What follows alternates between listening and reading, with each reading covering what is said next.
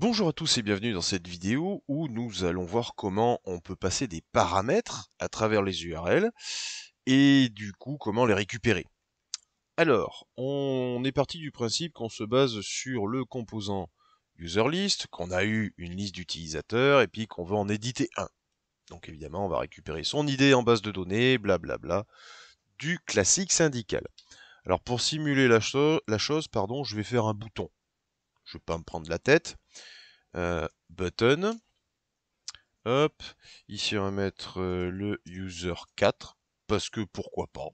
Voilà. Et ici donc déjà, dans un premier temps, il faut que je bind l'événement. L'événement classique, ça serait le click.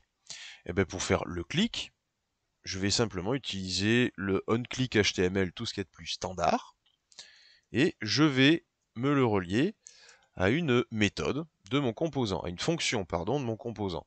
Alors on est en composant fonctionnel, on pourrait faire des classes, hein, c'est pas le, mais c'est plus tellement le truc dans le 18, dans le règle 18, bien que ce soit totalement faisable. Ici, je vais donc me faire une petite fonction, je vais l'appeler Marcel, fonction fléchée, bien évidemment, hop là. Et puis je vais faire un console log de clic. Donc ici, alors déjà c'est onClick s'il te plaît, et ici j'appelle Marcel. Du simple. Je bind simplement ma petite fonction à mon événement. Alors tous les événements JavaScript, hein, du reste. Si je regarde maintenant ici, je vais peut-être nettoyer ma console, j'avais fait des tests avant. Hop, voilà. Et pourquoi j'ai pas mon bouton? Parce que je suis pas au bon endroit, tout simplement. Euh, si je clique sur mon bouton, vous voyez, j'ai mes clics là dans la console qui s'affichent. Alors, vous pouvez retrouver également une autre façon d'écrire la chose, qui serait plus la suivante. Donc, onClick reçoit une méthode, une fonction, et puis j'appelle donc mon Marcel avec son formalisme de fonction. Et ça fonctionne tout ce qui est de plus pareil. Voilà. Attention, hein, de fonction à fonction, hein, pas de fonction à propriété, ça n'existe pas. Qu'on soit bien clair d'ailleurs. Si je vais ici, il n'y a plus rien qui fonctionne. Alors pourquoi on ferait ça? Par exemple, pour récupérer un événement, donc la fonction onClick récupère l'événement et puis on va la transmettre à Marcel. Du coup, Marcel le reçoit, pardon, l'événement, et puis on peut se le console log, tout ce qui est de plus standard. Voilà. Et on retrouve un événement. Alors c'est un événement un peu bizarre, static base event, mais au final ce n'est ni plus ni moins qu'un événement standard. Et on y retrouve d'ailleurs dans les méthodes le fameux prevent default pour arrêter le comportement par défaut d'un élément JavaScript, d'un élément HTML, pardon. Ok, ça c'est bon.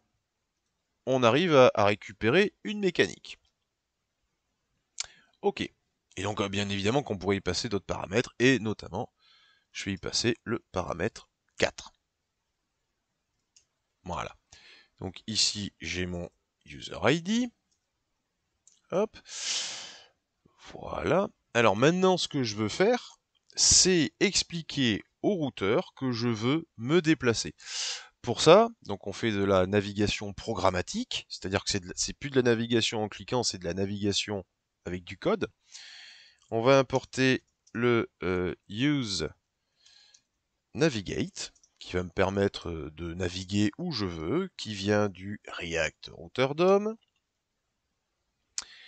Et ce use navigate, bah, il a une particularité qui est assez casse-pied, merci le routeur V6. Je peux pas l'utiliser en direct. Faut que je me fasse une variable qui va le recevoir. Donc navigate égale use navigate, voilà, bon bah, faut le savoir, c'est comme ça. Et ici je peux navigate directement l'utiliser. Alors, il y a différentes façons de se l'organiser.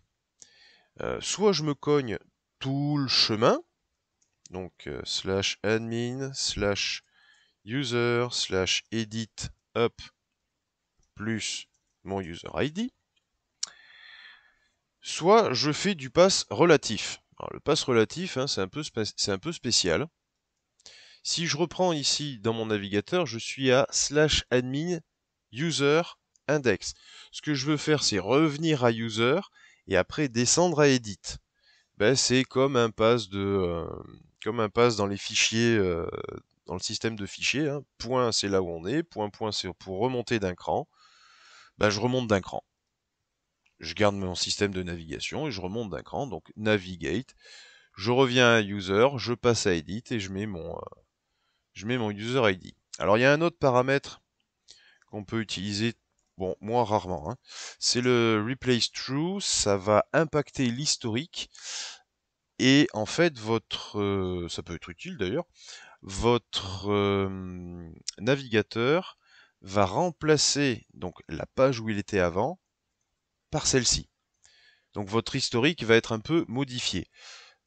Bon, pas très utile ici, vous pourrez faire des tests hein, pour regarder un petit peu le comportement.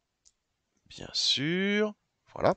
Regardez le comportement et puis voir ce que ça donne réellement. Bon, alors, j'ai mon navigate, donc normalement, je devrais, quand je clique, je vais, vous voyez, en haut, il y a j'espère que vous voyez, il y a mon URL qui a bougé. Mais évidemment, j'ai une erreur 404 parce que edit / quelque chose, ça n'existe pas dans mon routeur. Hop, je vais ici, je suis dans user, et je dis que, hop, 2.uid. Voilà. J'enregistre, et ça y est, je suis bien dans user edit, il m'a laissé passer, puisque la route correspond à l'URL que je lui ai mis. Impeccable.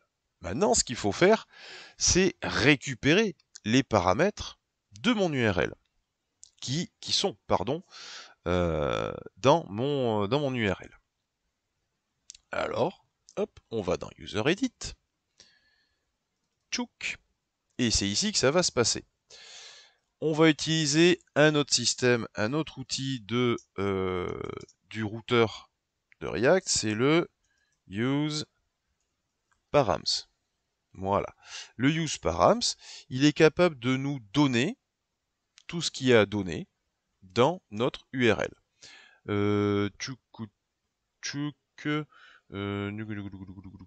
On va ici. Et on y va, donc on se fait un let params égale use params. Ok, puis on va se faire un console log de params. Comme ça, c'est fait. Alors si je regarde ce que ça m'a donné, ici j'ai alors évidemment ça faudrait que je l'enlève. Ça c'est l'autre hein, c'est mon deuxième console log de mon DevTools. Hop, parce que j'avais activé. Où est-ce que je l'ai activé? Crotte de bique, comme dit l'autre.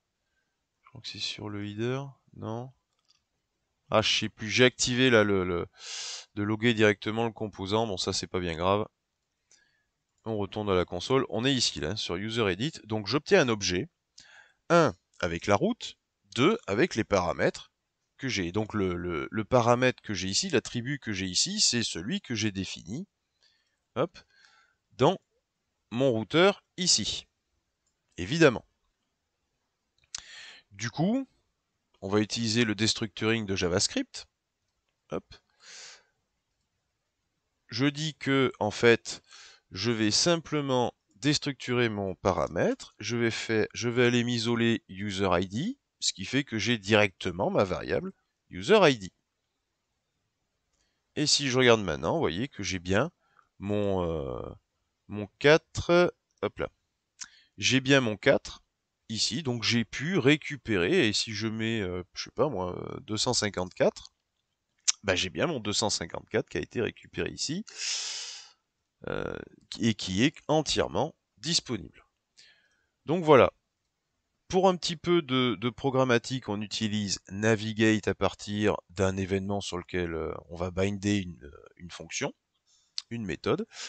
Et de l'autre côté, pour récupérer mon utilisateur, on a le useParams du routeur. Et à partir de là, on peut déstructurer useParam pour isoler la valeur dont on avait besoin. Prochaine vidéo, maintenant que ça c'est fait, et ben il va falloir s'occuper de fermer un petit peu notre admin. Ici, là, puisque c'est encore quelque chose sur lequel je vais librement. Et donc, il va falloir s'occuper de se faire notre login, de fermer la partie admin, de verrouiller un peu tout ça. Donc là, on va attaquer avec de nouveaux petits éléments qui vont nous aider, notamment des éléments du routeur, qui vont nous aider à verrouiller tout ça. Et puis après, ben, vous vous doutez bien qu'il faudra commencer à parler avec l'API. Prochaine vidéo donc, on ferme la partie admin.